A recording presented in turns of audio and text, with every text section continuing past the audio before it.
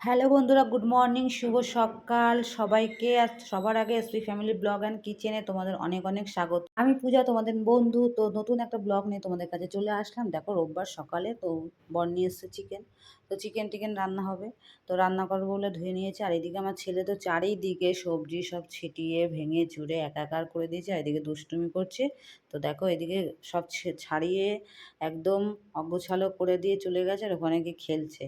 তোমাদের একটু দেখালাম, দেখো কড়াইয়ের অবস্থা কি, চারিদিকে ছড়ানো সব কিছু। তারপরে যাই হোক, সব গুছিয়ে যে কাটাকুটি করে শুরু করে দিয়েছি রান্নাবান্নার দিকে। তো পেঁয়াজ আদা রসুন মশলার জন্য কেটে নিচ্ছি সব কিছু, আর আলু কেটে নেবো। আর হচ্ছে দেখো, পেঁপেটা দিয়ে আর আলু দিয়ে ছেলের মাংসের ঝোল করব তার জন্য। তো আজকে একটু প্রেশার কুকারে মাংসের ঝোলটা করব। অন্য সময় তো কড়াইতেই করি বেশিরভাগ। তো প্রেশার কুকারেই করবো। আর ওর জন্য একটু লেগ পিস নিয়ে নিয়েছি। কখনো লেগ পিসটা সেভাবে দেওয়া হয় না। আমি লেগ পিস দিও না, লেগ পিসের মধ্যে মাংসটাও শক্ত হয়, মানে মাংসটা একটু নরম জায়গার থেকে ওকে দিই যাতে ভালোভাবে খেতে পারে। তো মেটে নিয়ে এসছে, যে মাটনের মেটে, ওটা দিয়েও একবারে লেগ পিস দিয়ে একটু কষিয়ে প্রেশার কুকারে দিয়ে করব পাতলা ঝোল পেঁপে আলু দিয়ে। তো এই দেখো, আমাদের মাংস ধুয়ে রেখে দিয়েছি একবারে। আর সব মানে কাটা হয়ে গেছে, আলু সব মশলাগুলো কাটা হয়ে গেছে। আর মশলা করবো। আর এদিকে আলুও ভাজা বসিয়ে দিয়েছি। তো আদা রসুন পেঁয়াজ কাঁচা লঙ্কা, তার মধ্যে এই যে দারচিনি লবঙ্গ এলাচ আর হচ্ছে গোলমরিচ দিয়ে একেবারে মশলাটা করে নিচ্ছি। তো মশলাটা করার পর এবার ছেলের মশলাটা, মানে একটা রসুন আর একটুখানি আদার টুকরো দিয়ে ঘষে ওর মধ্যে একটু পেঁয়াজ কুচি সব কিছু দিয়ে আর পেঁপেটা দিয়ে একেবারেই মশলাটা মাখিয়ে নিচ্ছি। একটু জিরের গুঁড়ো একটু ধনের গুঁড়োই দেবো, আর কিচ্ছু দেবো না। আমাদের মশলা যা যা সবই দিচ্ছি, মোট কথা। ওর মশলাতে তো তেমন দেওয়া যাবে না, লঙ্কার গুঁড়ো এই সমস্ত। হালকা পাতলা করেই রান্না করব, যেহেতু তেল মশলা বেশি বাচ্চাদের না খাওয়াই ভালো। তো এই যে একটু তেল দিয়ে মাখিয়ে নিচ্ছি, আর আমাদের মশলাটাও মাখিয়ে নিচ্ছি একেবারেই একসাথেই।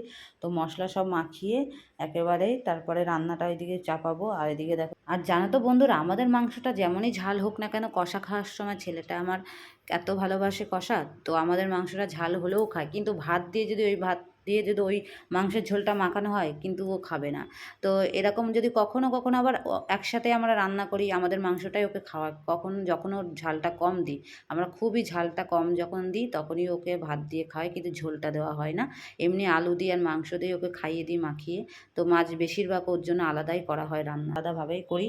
দেখো, এই যে কষিয়ে নিচ্ছে হালকা পাতলা করে, মানে হালকাভাবে সব তেল দিয়ে সব কিছু, তারপর প্রেশারে বসিয়ে দিচ্ছে। আর এদিকে আমাদের তো বন্ধুরা, এটা সানডের ব্লগ। তো সানডের ব্লগটা একটু বিজি থাকার কালীন এডিট করতে পারিনি, তো আজকে তোমাদের কাছে শেয়ার করলাম। তো তোমরা দেখো কেমন লাগলো। আর দেখো, ছেলের মাংসের ঝোলটা কমপ্লিট হয়ে গেছে। বেশিরভাগ সময় ওর মাংসটা আমরা রান্না করি, ওকে আলাদা করে রান্না করে দিই যাতে ও ভালোভাবে খেতে পারে। কিন্তু কিছু কিছু সময় একসাথে রান্না করা হয়, যখন তেল মশলা ঝাল কম দিই। তো আর হ্যাঁ বন্ধুরা, আজকে কিন্তু পোলাও করেছি, একটু পোলাও আর চিকেন করেছি।